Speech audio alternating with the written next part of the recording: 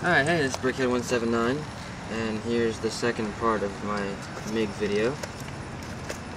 And what we have is the Hobby Lobby Mig-15, and all we've been trying to do with it is to put flaps on it, a bigger power system, same battery, and and landing gear to see if we could really slow it down and have it come in at a nice landing, and to let you have a hands-free flight, takeoff, as in like not have to throw it and then watch it crash while you try to figure out where your sticks are. Because I've had a couple comments from users telling me how they throw it and then it comes down on the ground because they don't get enough airspeed. So this way, kind of have your hands on the controller the whole time, don't have to worry about airspeed and stuff. You just kind of let it gain on its own. So let me plug in the battery. And I'm using the stock battery, which I'll change out later. Okay, so what we have the E-Flight 60 amp speed control in here, and the fan barely fits. Our landing gear modification, flaps for slowing down would really help, and then a steerable nose gear that doesn't want to go right, but that's okay, because who wants to go right anyways? Got it? Got what? You got videotaping? Yeah. Okay, so now everything's fiberglass reinforced. We'll give it a test flight. It's pretty windy today, but we'll see. We'll make a couple of flybys and then we'll test landing. Let's do this.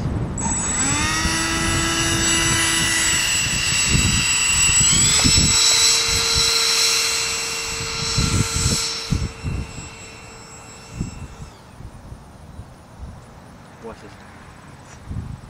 Now it doesn't like, sorry, it doesn't like to, I've never tried to take off with flaps yet because I just haven't, but who knows, maybe I will this time. Okay, you got it zoomed in? Yeah. Okay.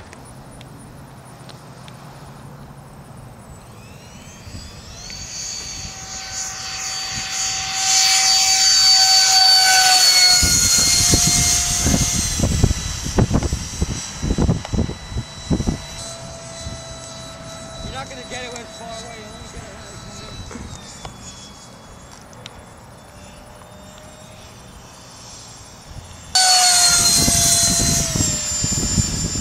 Now this plane is a lot faster, and the fiberglass really helps with that because I don't want the wings flexing and falling off in flight again. So it helps holding the wings together, and on impact too if anything happens. It'll help hold the wings together. Our takeoffs, as you can see, are really quick and smooth, and that fan gives it plenty of power. It's still close to what the original setup was, but that cheap fan that was on this plane shattered on me, so using this one, it's great. So we'll do two more flybys, pretty low ones, and we'll test out flat. Even if it's just a little bit, don't ever dead stick, because if you have power, you get a little bit of time to overcorrect if anything happens. But on dead stick landings, it's pretty much, once you get close to the ground and ground effect takes in, you're gonna have to, oh, loop-de-loop, almost. Anyways, after this plane comes in on no throttle, you have little margins of error. The next mod I'll put on this, if anything else, is a rudder, so I don't slip into the wind when I turn. So here's landing, flaps on. I start to pitch down a little bit. Throttle comes down. Blowing into the wind helps. Down, down, down. There's the MiG. Throttle. Ah! And I lost my front wheel. Let's see what happens.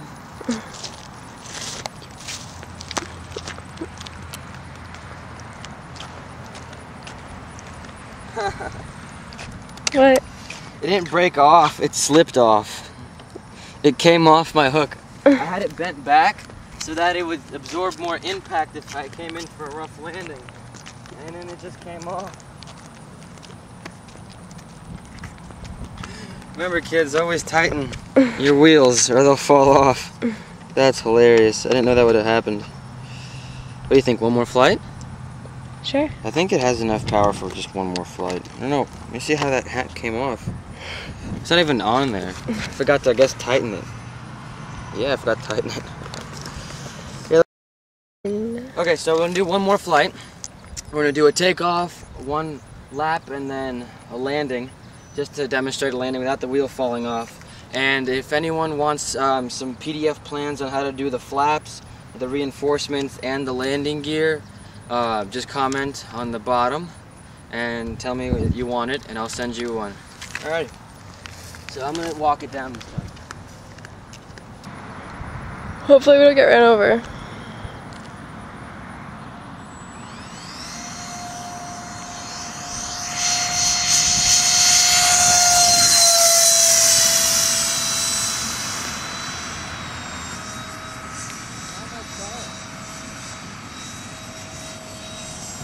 Okay, flaps on, and I'm coming in for a landing.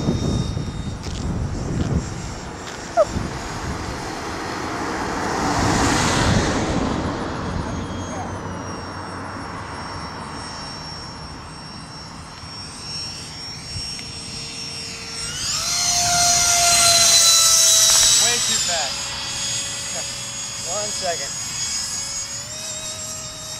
Wrap. Flaps on, emergency landing.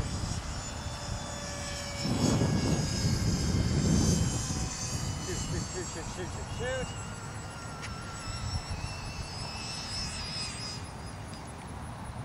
I was like 4 seconds away from the, all right. Okay, walking up to it now. I was just like 3 feet short of the runway. Flaps are still on. And grass got in my flap. Okay, so landing gear slid off again. Now to help that, to fix that problem, just take a Dremel, and where you're gonna have your landing gear, all you have to do is mark it with the Dremel. Just flatten it a little bit, and so the nut tightens better on it. You guys already know that, but I got lazy with it and wanted to fly it. I've had it flying a couple times off camera, and it worked great. It landed. It's just this time, of course, tested my luck, overshot the runway, and battery died. But all in all, it came in a really good landing. The first one, if the landing gear hadn't slid off, but now you see that you can actually take off without having to throw it. You can have both hands on the controller, and you won't have to worry about the plane tilting or stalling itself because not having enough airspeed. So there you go. Simple, easy modification. If any of you are interested, send me a comment saying you want it, and it's a PDF plan on how to do the flaps, where to cut it, what servos, how to run it in, how to install landing gear, the nose ones and the mains, how to reinforce the wings, the elevators, the rudders, how to reinforce the nose cone if you're having a problem, because usually I did after my hand toss crashes. So there you go, and I'll be getting this plane back in the air, and you'll have a video of it actually landing in the next maybe couple of days or so. I don't know, next time I fly. Okay, we're done. Who's watching? Tell me who's watching? Who's watching me?